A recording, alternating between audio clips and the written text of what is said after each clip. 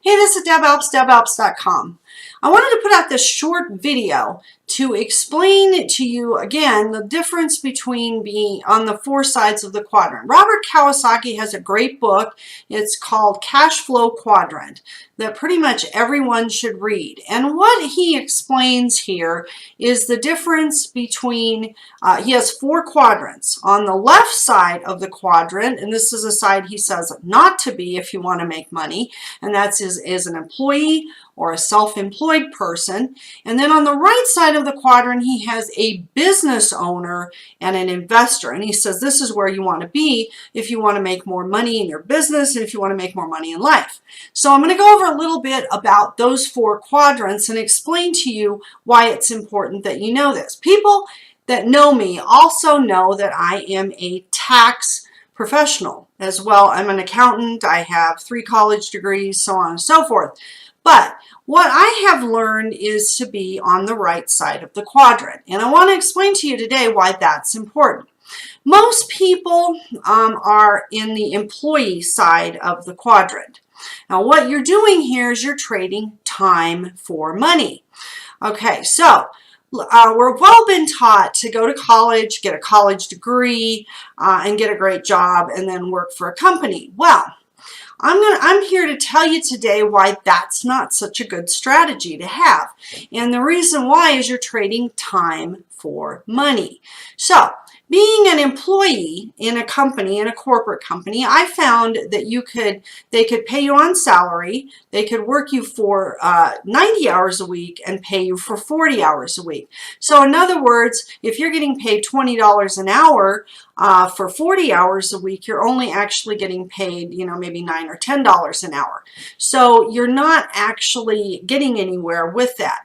The next side of the quadrant is a self-employed person. Okay, well, they also trade time for money. And what they find here being self-employed, and that includes your doctors, your lawyers, your accountants, hairdressers, people that are self-employed, what happens is what they find is that the only way for them to make more money is to work longer and harder. Well, again, they're trading time for money. Now, a business owner. What's the difference between a business owner and a self-employed person and an employee? A business owner, this is the side of the quadrant, by the way, that Robert Kiyosaki said to be on. And the reason why he says this is because of time leverage. All right, in a network marketing business, for instance, let's say you're in a network marketing business and you have a downline and you have, let's say that you've recruited 20 people at once. Okay, either you or someone in your downline has recruited someone. And the best way, now a lot of people that are in network marketing are thinking like a self-employed person. All right, you need to start thinking like a business owner. And so what happens here, let's say you recruited 20 people and they all get on the phone with you and you have to go over how to use the back office and how to, make a list and, talk to your warm market and so on and so forth. Well, if you're going to talk to 40 people for 40 minutes apiece, that's a really lot of time. Now, instead, if you're thinking like a business owner, what you're going to do when you get that question, and everybody in my upline thinks like I do. They think like a business owner. So what happens here, so somebody calls me up and say, well, I don't know how to use my back office, or I don't know how to make a list, or all of that stuff. Well, usually what I do is say, great. There's a great resource for you, and I may either point them to my resources or I may point them to my upline's resources and say, hey, you know what? That's a great question. Go to www. Whatever it is, and then that way they can get the training. I can train 20 people at once with one resource. So that is thinking like a business owner. That's creating reusable resources to also help you like I said, leverage your time. The difference between a business owner and a self-employed person and an employee is the fact that they know how to leverage their time. So they create reusable resources to leverage their time. Additionally, like running a business, learning robotics, getting machines that can do the work for you. You can also, there's a lot of other things that you can do. You can also, like affiliate marketing.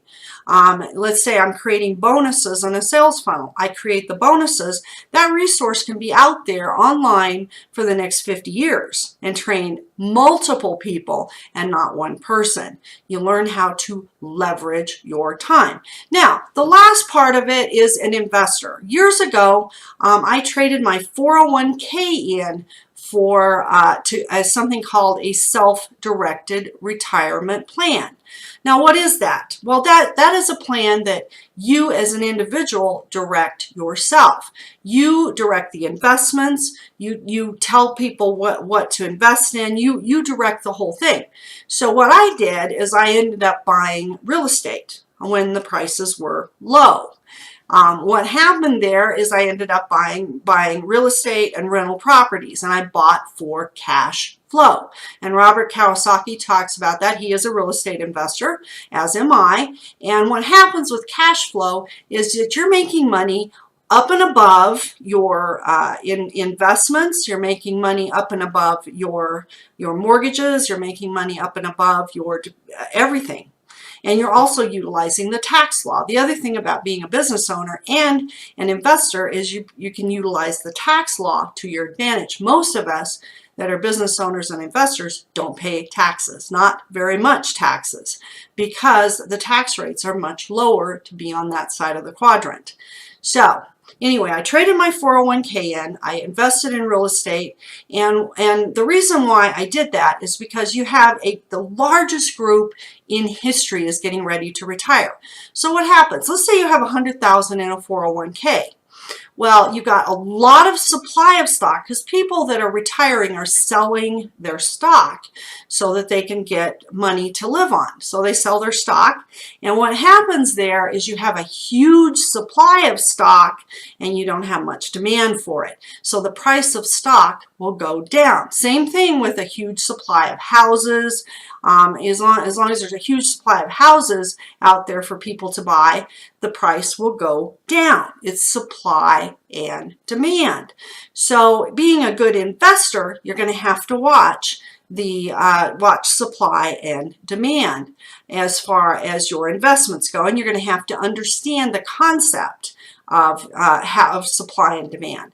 So the reason I got out of the 401k and went into real estate, and I have literally doubled my money, by the way, is because I wanted to direct my investments. I wanted to direct my money. I didn't want somebody else handling my money, and you need to too. Anyway, I hope you got value from this. And like I said, I'm moving, so this is a short video. But if you got value from this, go to debelps.com for some more training, and we'll see you in the next video.